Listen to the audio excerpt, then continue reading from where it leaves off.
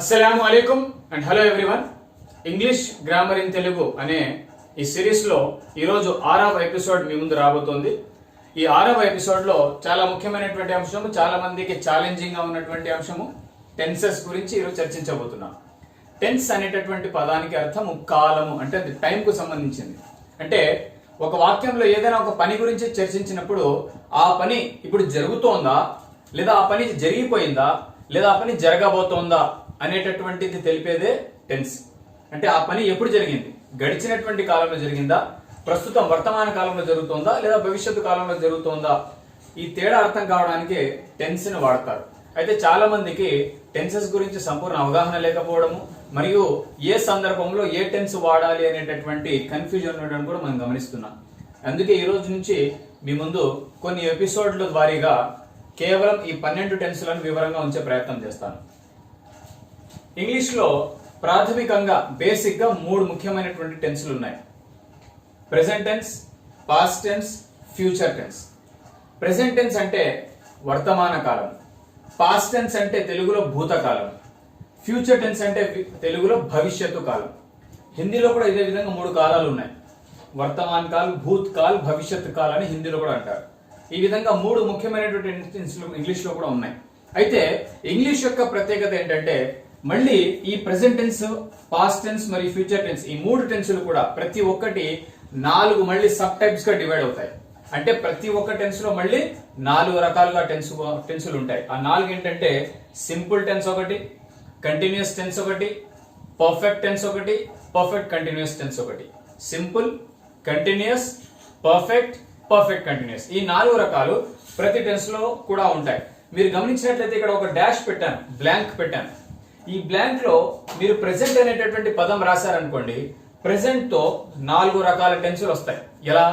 Present simple tense, present continuous tense, present perfect tense, present perfect continuous tense. ఈ విధంగా 4 టెన్సులు present లో ఉన్నాయి. అదే విధంగా ఇక్కడ డాష్ ఉన్నటువంటి చోట మీరు పాస్ట్ అనేటటువంటి పదం రాస్తే past simple tense, past continuous tense, past perfect tense, past perfect continuous tense, ఇలా పాస్ట్ లో కూడా 4 రకాలు వస్తాయి. అదే విధంగా ఈ డాష్ లో మీరు ఫ్యూచర్ అనేటటువంటి పదాన్ని ఉంచితే future simple tense, future continuous tense, future perfect tense, future perfect continuous tense, ఈ విధంగా మొత్తం 12 టెన్సులు వస్తాయి. అంటే ప్రెసెంట్ తో 4, పాస్ట్ తో 4, ఫ్యూచర్ తో 4, ఈ విధంగా మొత్తం 12 టెన్సులు ఇంగ్లీష్ లాంగ్వేజ్ లో ఉన్నాయి. ఈ రోజు మీరు గమనిస్తే గుర్తుపెట్టుకోవడం కూడా చాలా సులభం అండి. ముందుగా ఈ 4 రకాలు గుర్తుంచుకోండి: ప్రెసెంట్ తో 4, పాస్ట్ తో 4, ఫ్యూచర్ తో 4. ఈ 12 టెన్సులను దయచేసి నంబర్ల వారీగా మీరు గుర్తుంచుకున్నట్లయితే, నంబర్ చెప్పినప్పుడు టెన్స్ పేరు, టెన్స్ పేరు చెప్పినప్పుడు నంబరు, ఈ విధంగా మనం గుర్తుంచుకోగలిగితే ఒకదాని తర్వాత ఒకటి నేర్చుకోవడం సులభంగా ఉంటుంది. మళ్ళీ చెప్తున్నాను, 12 ఒకసారి వినండి. Present simple tense, present continuous tense, present perfect tense, present perfect continuous tense. 5 past simple tense, past continuous tense, past perfect tense, past perfect continuous tense. 9 future simple tense, future continuous tense, future perfect tense, future perfect continuous tense. ఈ విధంగా మొత్తం 12 టెన్సులు ఉన్నాయి. ఈనాటి episode లో మనము మొదటి రకమైనటువంటి present simple tense గురించి చర్చించబోతున్నాం. Present simple tense. అయితే టెన్సెస్ లో మొదటి రకం ప్రెసెంట్ సింపుల్ టెన్స్ గురించి చర్చించే ముందు మళ్ళీ ఒకసారి గుర్తు చేసే ప్రయత్నం చేస్తున్నాను. ఇది 6వ ఎపిసోడ్. ఇంతకుముందు 5 ఎపిసోడ్లలో మనము సబ్జెక్ట్ అంటే ఏంటి, ఆబ్జెక్ట్ అంటే ఏంటి, వర్బ్ ఫార్మ్స్ అంటే ఏంటి, హెల్పింగ్ వర్బ్స్ అంటే ఏంటి, persons, first person, second person, third person ఏంటి, పార్ట్స్ ఆఫ్ స్పీచ్ గురించి చర్చించాము. అదే విధంగా టైప్స్ ఆఫ్ సెంటెన్సెస్ గురించి చర్చించాము. ఈ టాపిక్స్ అన్ని కూడా ఎప్పుడైతే మనకు అర్థమవుతాయో క్లియర్ గా, బాగా ఎప్పుడు వరకు అయితే మనకి టాపిక్స్ బాగా అర్థమవుతాయో అప్పుడు ఈ టెన్సెస్ అనేటటువంటి టాపిక్ కూడా మనకు అర్థమవుతుంది. చూడండి, verb forms, subject, object, helping verbs, persons, parts of speech, types of sentences, ఇవన్నీ కూడా ఎప్పుడైతే మనకు క్లియర్ గా అర్థమవుతాయో ఈ రోజు చెప్పబోయేటటువంటి టెన్సెస్ అనే టాపిక్ అర్థమవుతుంది. ఎందుకంటే టెన్సెస్ ఎప్పుడు వాడాలి, ఏ సమయంలో వాడాలి, దాని స్ట్రక్చర్ ఏంటి, ఉదాహరణలు ఎలా రాయాలి, ఇవన్నీ తెలియాలంటే ఈ బేసిక్ పాయింట్స్ మనకు గుర్తుండాలి. సరే, పాయింట్ లోకి వస్తాం. Present simple tense. ముందుగా ఒక టెన్స్ గురించి తెలుసుకునే ముందు దాని స్ట్రక్చర్ మేము ఉంచుతాను. ఆ తర్వాత ఆ టెన్స్ ఎప్పుడెప్పుడు వాడబడుతుందో ఆ తర్వాత కొన్ని ఉదాహరణలు. ప్రెసెంట్ సింపుల్ టెన్స్ యొక్క స్ట్రక్చర్ ఏంటంటే రూపం subject plus V1 plus object. అంటే ఈ ఆర్డర్ లో, ఈ క్రమంలో ఒక వాక్యం రాస్తే అది సింపుల్ ప్రెసెంట్ టెన్స్ లో ఉంటుంది. ప్రెసెంట్ సింపుల్ టెన్స్ లో subject plus V1 plus object. V1 అంటే ఇంతకు ముందు వర్బ్ ఫార్మ్స్ లో ఇక్కడ డిస్కస్ చేసాం. Present form of the main verb అంటే ఏదైనా ఒక వర్బ్ ప్రెసెంట్ రూపంలో ఉండాలి, దాన్ని V1 అని అంటారు. ఇప్పుడు ప్రెసెంట్ సింపుల్ టెన్స్ అనేది ఎప్పుడు వాడాలో చూస్తాం. ఏ మొదటి రకం హ్యాబిచువల్ యాక్షన్ లేదా యూనివర్సల్ ట్రూత్ లేదా ప్రావర్బ్స్. హ్యాబిచువల్ యాక్షన్ అంటే అలవాటు ప్రకారం చేసేటటువంటి పనులు. కొంతమందికి అలవాటు ప్రకారం చేసే పనులు అంటే ప్రతిరోజు చేస్తేనే అలవాటు అనుకుంటారు. అలా కాదు, వారానికి ఒకసారి, ప్రతి ఆదివారం ఒకవేళ గ్రౌండ్కి వెళ్ళి ఆడుతున్నాడు అనుకోండి ఒక విద్యార్థి, అది కూడా అతని అలవాటు అవుతుంది, అది హ్యాబిట్ అవుతుంది. కాబట్టి ప్రతిరోజు చేసేది కాదు, రోజుకు ఎక్కువ సార్లు చేసిన అలవాటే అవుతుంది. వారానికి ఒకసారి ఒక ఫిక్స్డ్ టైం తర్వాత ఆ యాక్టివిటీ రిపీట్ అయితే దాన్ని హ్యాబిట్ అంటారు. ఆ రకంగా హ్యాబిచువల్ యాక్షన్ అంటే అలవాటు ప్రకారం చేసే పనులు. లేదా యూనివర్సల్ ట్రూత్. ట్రూత్ అంటే సత్యం, యూనివర్సల్ ట్రూత్ అంటే ఎవరు కూడా దాన్ని కాదనలేనటువంటిది. ఉదాహరణకు ఒక వ్యక్తి గురించి మాట్లాడేటప్పుడు అతను మంచివాడు ఉన్నాం అనుకోండి, మొత్తం అందరూ కూడా అతను మంచివాడని ఒప్పుకోకపోవచ్చు, కొంతమంది అతన్ని ద్వేషించే వాళ్ళు ఉండవచ్చు. అలాంటి సమయంలో అది యూనివర్సల్ ట్రూత్ అనిపించుకోదు. ఒక వాక్యం మనం మాట్లాడినప్పుడు ఎవరు కూడా అది కాదు లేదు అని చెప్పే అవకాశం ఉండనటువంటి వాక్యాన్నే యూనివర్సల్ ట్రూత్ అంటారు. మూడవది ప్రావర్బ్, తెలుగులో దాన్ని సామెతలు అని అంటారు. ఈ రకంగా హ్యాబిచువల్ యాక్షన్ గానీ, యూనివర్సల్ ట్రూత్ గానీ, ప్రావర్బ్ గానీ ఈ మూడు రకాల వాక్యాలు ఎక్స్ప్లెయిన్ చేయడం సింపుల్ ప్రెసెంట్ టెన్స్ లో ఉంటుంది, లేదా ప్రెసెంట్ సింపుల్ టెన్స్ లో మాత్రమే ఉంటుంది. ఉదాహరణ రాసాను చూడండి. హ్యాబిచువల్ అలవాటు ప్రకారం చేసే పని. He gets up early every day. He gets up early every day. ఇక్కడ చూడండి, హీ అంటే సబ్జెక్ట్, గెట్స్ అనేది వర్బ్ మొదటి రూపము, ప్రెసెంట్ లో ఉంది గెట్ అనేది, అప్ ఎర్లీ ఇది అడ్వర్బ్ కిందకి వస్తాయి. ఆ తర్వాత మీరు గమనిస్తే ఇక్కడ ఎవ్రీ డే అనేటటువంటి పదం ఉంది. ఎవ్రీ డే అనేటటువంటి పదం, ఈ ఎవ్రీ డే అనేటటువంటి పదం ఏం చేస్తుంది, ఇక్కడ అలవాటును సూచిస్తోంది. ఒకవేళ ఎవ్రీ డే అనేటటువంటి పదం అక్కడ వాడకపోతే అది అలవాటు కాదు, హీ గెట్స్ అప్ ఎర్లీ అంతే, అలవాటు కాదు. ఎప్పుడైతే మనం హ్యాబిచువల్ యాక్షన్ గురించి మాట్లాడతామో, అలవాటు గురించి మాట్లాడతామో, కంపల్సరీ ఆ వాక్యంలో ఆ అలవాటును సూచించేటటువంటి ఒక పదం ఉండాలి. Whenever you speak about any habitual action there should be a word which indicates a habit. ఈ విషయాన్ని దయచేసి మర్చిపోకండి. డైలీ అని, ఎవ్రీడే అని, వన్స్ ఇన్ ఎ వీక్ అని, వన్స్ ఇన్ ఎ మంత్ అని, ఈ విధంగా అలవాటును సూచించే పదం ఉండాలి. రెండవది యూనివర్సల్ ట్రూత్ కు సంబంధించిన ఉదాహరణ. The sun rises in the east అన్నాను, ఎవరు కాదనలేనటువంటి సత్యం అది. The sun rises in the east or the sun sets in the west. The sun అనేది సబ్జెక్ట్, రైజ్ అనేది వర్బ్ క్రియ, ఆ తర్వాత మిగతాది ఆబ్జెక్ట్ అవుతుంది. ఇదే విధంగా ప్రావర్బ్ అంటే సామెత, ఇది మీరు తెలుగులో విని ఉంటారు, మెరిసేదంతా బంగారం కాదు అని. ఇంగ్లీష్ లో కూడా సామెత ఉంది, all that glitters is not gold. ఈ విధంగా సామెతలు ఏమైనా ఉంటే వాటికి టెన్స్ ఉండదు, అది ప్రెసెంట్ సింపుల్ లోనే రాయాలి. ఇది ప్రెసెంట్ సింపుల్ కి సంబంధించి మొదటిది. తర్వాత ప్రెసెంట్ సింపుల్ లో రెండవది, ప్రెసెంట్ సింపుల్ ఎప్పుడు వాడాలి అంటే ఇంకొక రీజన్, ఇంకొక సందర్భం ఏంటంటే fixed time tables and tour programmes. Fixed time table. Fixed time table అంటే ఏంటి అంటే భవిష్యత్తులో జరగబోయేటటువంటి ఒక పనికి సంబంధించి ఈ రోజే నిర్ణయం జరిగిపోతే, ఉదాహరణకు స్కూళ్ళలో కాలేజీలో ఎక్కువ వింటూ ఉంటాం, అకాడమిక్ ఇయర్ అయిపోయింది అనుకోండి, పబ్లిక్ ఎగ్జామ్స్ కానీ లేదా యాన్యువల్ ఎగ్జామ్స్ కానీ అయిపోయిన తర్వాత మెయిన్ ప్రశ్న వచ్చేది ఏమవుతుందంటే స్కూల్ మళ్ళీ ఎప్పుడు తెరుస్తారు అని వస్తుంది. దాని ఇంగ్లీష్ లో ఏమంటారు, the school reopens. The school reopens on June 12th. The school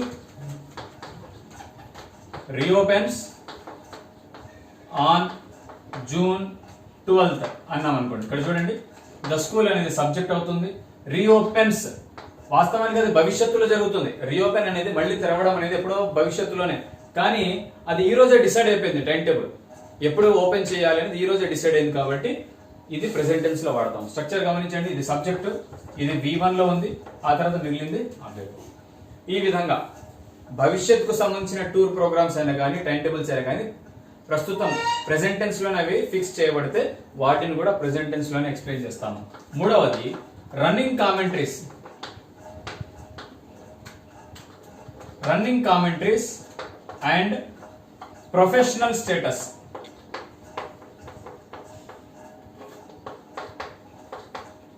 running commentaries, ఏదైనా మీరు టీవీలో ఆటలు లేదా గేమ్స్ జరగడం చూస్తూ ఉంటే అందులో బ్యాక్గ్రౌండ్ లో మనకు కామెంటరీ వినిపిస్తుంది. ఎక్కువ మంది ఇండియాలో, భారతదేశంలో క్రికెట్ ఎక్కువగా చూస్తూ ఉంటారు.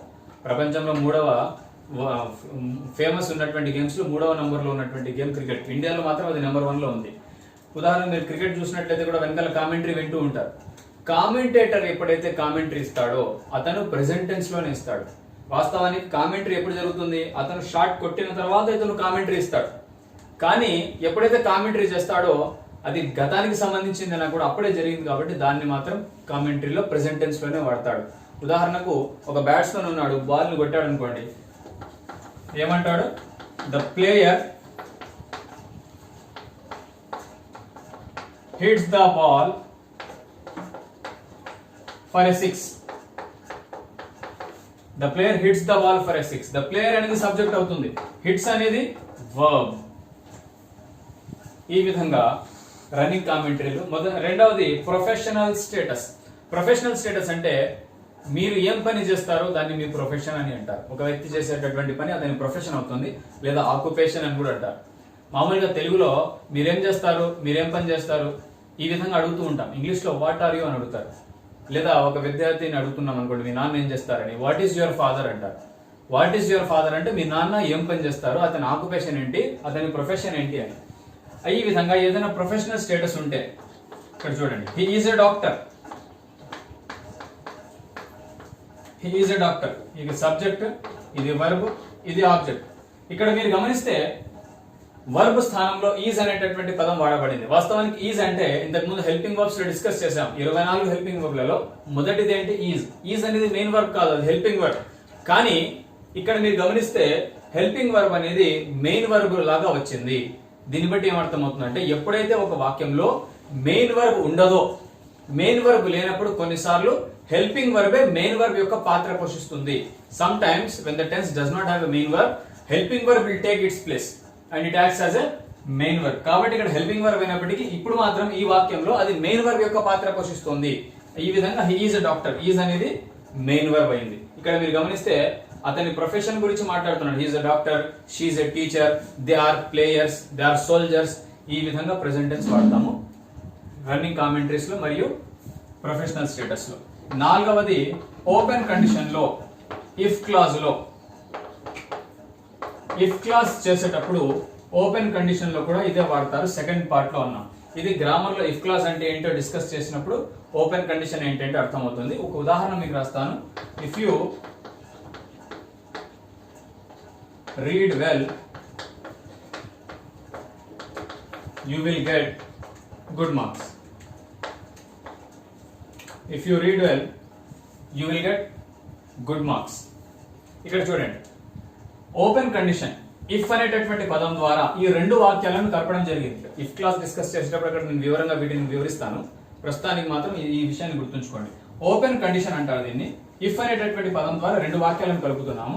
ఇక్కడ రెండో వాక్యం ఏదైతే ఉందో you will get good marks, ఇది ఫ్యూచర్ లో ఉంటుంది. ఇది మొదటి భాగం ఏదైతే ఉందో ఇది ప్రెసెంట్ టెన్స్ లో ఉంటుంది. ఇది కూడా ప్రెసెంట్ టెన్స్ వాడేటటువంటి సందర్భాలు ఇది కూడా ఒకటి. ఈ విధంగా అనేకం ఉన్నాయి. చాలా ముఖ్యమైనటువంటి వాటిని మీ ముందు ఉంచేటటువంటి ప్రయత్నం చేశాను. అయితే ఇక్కడ ప్రెసెంట్ సింపుల్ టెన్స్ కు సంబంధించి కొన్ని ముఖ్యమైనటువంటి విషయాలు మనం గుర్తుంచుకోవాల్సినటువంటి అవసరం ఉంది. మీ ముందు ఎప్పుడెప్పుడు వాడతారని తెలియజేసిన తర్వాత 2-3 ముఖ్యమైనటువంటి పాయింట్స్ ఉన్నాయి. వాటిని కూడా మీ ముందు ఉంచే ప్రయత్నం చేస్తాను. తద్వారా ప్రెసెంట్ సింపుల్ టెన్స్ అనేది కంప్లీట్ అవుతుంది.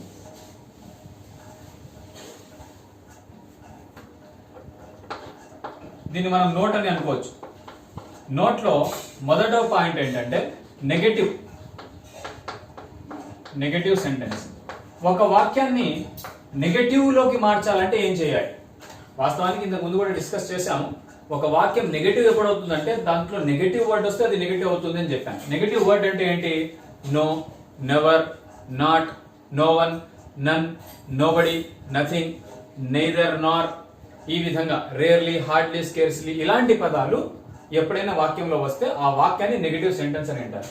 ఉదాహరణకు he is a good boy అని అన్నాం. He is a good boy, ఇది పాజిటివ్ సెంటెన్స్. దీన్ని నెగటివ్ లోకి చేంజ్ చేయాలంటే ఇక్కడ ఉన్నటువంటి పదానికి తర్వాత he is not a good boy, he is not a good boy, ఈ విధంగా నెగటివ్ సెంటెన్స్ రాయాలంటే అక్కడ ఉన్నటువంటి హెల్పింగ్ వర్బ్ తర్వాత నాట్ అనేటటువంటి పదాన్ని రాస్తే అది నెగటివ్ అవుతుంది. అలా కాకుండా హెల్పింగ్ వర్బ్ లేని పక్షంలో ఏం చేయాలి? డూ ఫార్మ్ వర్బ్స్ ని వాడాలి. డూ కానీ డస్ ను కానీ వాడాలి. డూ కానీ డస్ ను కానీ వాడాలి. ఐ, వి, యు, దే ఈ నాలుగింటికి డూ వాడతారు. హీ, షీ, ఇట్ ఈ మూడింటికి డస్ వాడతాం. ఒకవేళ ఉదాహరణకి ఇక్కడ the school reopens on June 12 అని ఉంది, ఇక్కడ హెల్పింగ్ వర్బ్ లేదు. ఇలాంటప్పుడు ఏం చేస్తాము, ఇక్కడ డూ గానీ డస్ గానీ వాడాలి. అయితే ద స్కూల్ అనేది సింగులర్ పదం, థర్డ్ పర్సన్ కు సంబంధించింది, హీ షీ ఇట్ లాగా థర్డ్ పర్సన్ కు సంబంధించింది కాబట్టి ఇక్కడ ఏం చేస్తాము, డస్ అనే పదం రాస్తాము. రాసిన తర్వాత దాని పక్కన నాట్ యాడ్ చేస్తాం. అప్పుడు ఏమవుతుంది, the school days not reopen on June 12. ఇక్కడ ఉన్నటువంటి ఎస్ ఎగిరిపోయి డస్ నాట్ వచ్చేస్తుంది. ఇది రెండవ విషయం. అంటే ఒక సెంటెన్స్ ను నెగటివ్ లోకి మార్చాలంటే దానికి నాట్ ఎలా కూడాలి అంటే హెల్పింగ్ వర్బ్ తర్వాత నాట్ రాయాలి. ఒకవేళ హెల్పింగ్ వర్బ్ లేకపోతే ముందుగా డూ గానీ డస్ గానీ రాసుకొని ఏదైతే సరిపోతుందో సబ్జెక్ట్ పరంగా అది రాసుకున్న తర్వాత దాని పక్కన నాట్ రాయాలి. రెండవ విషయము, చాలా మంది ఇక్కడ తప్పు చేస్తారండి, ఈ రూల్ చాలా మందికి తెలియదు కూడా. ఒకవేళ సబ్జెక్ట్ అనేది థర్డ్ పర్సన్ సింగులర్ అయితే, థర్డ్ పర్సన్ సింగులర్ అంటే హీ షీ ఇట్ లేదా ఏదైనా సింగులర్ పేరు, బుక్, స్టూడెంట్, బ్యాగ్ అని అనుకోండి, very singular names, he she it లేదా ఏదైనా సింగులర్ నేమ్ ఉందనుకోండి, వాటిని థర్డ్ పర్సన్ సింగులర్ అంటారు. ఈ విధంగా సబ్జెక్ట్ థర్డ్ పర్సన్ సింగులర్ అయ్యి ఉండి వర్బ్ అనేది V1 లో ఉంటే, ఇప్పుడు మనం మాట్లాడేది ప్రెసెంట్ సింపుల్ టెన్స్ గురించి, ప్రెసెంట్ సింపుల్ టెన్స్ లో వర్బ్ V1 గానే ఉంటుంది. ఈ రెండు కండిషన్స్ ఎప్పుడైతే ఉంటాయో అప్పుడు ఏం చేయాలి, వర్బ్ కు ఎస్ కానీ ఈఎస్ కానీ యాడ్ చేయాలి. చాలా మంది ఇక్కడ ఈ విషయం తెలియదండి, చాలా మందికి రూల్ తెలియదు, తెలిసినా కూడా సరిగా తెలియకపోవడం వల్ల కన్ఫ్యూజ్ అవుతారు, ఎప్పుడు యాడ్ చేయాలి ఎప్పుడు యాడ్ చేయకూడదు అనేది. ఎప్పుడైతే సబ్జెక్ట్ థర్డ్ పర్సన్ సింగులర్ అయి వర్బ్ V1 అవుతుందో అప్పుడు ఏం చేయాలి, వర్బ్ కు ఎస్ కానీ ఈఎస్ కానీ యాడ్ చేయాలి. ఇక్కడ మీరు గమనించండి, he gets up early every day అని రాశాను. హీ అనేది third person singular, he she it లేదా ఏదైనా సింగులర్ పేరు ఉంటే దాని థర్డ్ పర్సన్ సింగులర్ అన్నాం. రెండవది ఇక్కడ ఉన్నటువంటి వర్బ్ V1 ప్రెసెంట్ టెన్స్ లో ఉంది కాబట్టి ఇక్కడ ఏం చేసాము, వర్బ్ కు ఎస్ యాడ్ చేసాం. అందుకే హీ గెట్ అప్ కాదు, హీ గెట్స్ అప్ అయింది. అదే విధంగా ద సన్ అనేది కూడా ఏంటి, ద సన్ అనేది కూడా ప్లూరలే, థర్డ్ పర్సన్ సింగులరే. ద సన్ సింగులర్ కాబట్టి దాని పక్కన రైజ్ అనే పదం ప్రెసెంట్ లో ఉంది కాబట్టి ఇక్కడ ఎస్ యాడ్ చేసాము. ఇది రెండవ ముఖ్యమైనటువంటి రూల్. దయచేసి ఈ విషయాన్ని గుర్తుంచుకోండి. మూడవది ఇది వరకే చెప్పాను, హ్యాబిచువల్ యాక్షన్ గురించి మీరు రాసేటప్పుడు definitely there should be a word which indicates a habit. Habitual action గురించి మీరు రాస్తూ ఉంటే హ్యాబిట్ కు సంబంధించి ఏదైనా పదం అక్కడ కంపల్సరీగా ఆ వాక్యంలో రాయాలి. ఈ మూడు ముఖ్యమైనటువంటి నోట్స్ ప్రెసెంట్ సింపుల్ టెన్స్ లో గుర్తుంచుకోండి. ఈ రోజు మీ ముందు ప్రెసెంట్ సింపుల్ టెన్స్ గురించి మాట్లాడడం జరిగింది. ప్రెసెంట్ సింపుల్ టెన్స్ అంటే ఏంటి, దాని స్ట్రక్చర్ ఏంటి, ఎప్పుడు ఆ సెంటెన్స్ ను వాడాలి, ఆ టెన్స్ ను వాడాలి, దానికి సంబంధించి కొన్ని ఉదాహరణలు, ముఖ్యమైనటువంటి కొన్ని నోట్స్ మీ ముందు ఉంచాను. వచ్చేటటువంటి ఎపిసోడ్ లో మీ ముందు 7వ ఎపిసోడ్ లో 2వ టెన్స్ మరియు వీలైతే ఇంకా కొన్ని టెన్స్ల గురించి మాట్లాడుతూ పోతాం. దయచేసి ఒకవేళ మీరు ఇంతకు ముందు చెప్పినటువంటి 5 ఎపిసోడ్లు చూడకపోయి ఉంటే ఆ ఎపిసోడ్స్ చూసిన తర్వాత దయచేసి టెన్సెస్ చూడండి. డైరెక్ట్ గా టెన్సెస్ చూస్తే మీకు బేసిక్స్ లేనప్పుడు ఈ కాన్సెప్ట్ అర్థమయ్యే అవకాశం తక్కువ. కాబట్టి ముందుగా పాత వీడియోస్ చూసిన తర్వాత దయచేసి టెన్సెస్ కు రండి. ఒకవేళ ఛానల్ కు సబ్స్క్రైబ్ చేసుకుని ఉండకపోతే ఛానల్ కు సబ్స్క్రైబ్ చేయండి, మీ ఫ్రెండ్స్ కూడా తెలియజేయండి. ఇది స్కూల్ కు కాలేజీలకు వెళ్లే వారికి మాత్రమే కాక కాంపిటేటివ్ ఎగ్జామ్స్ లో ఉండే వారికి కూడా ఉపయోగకారిగా ఉంటుంది. Thank you very much.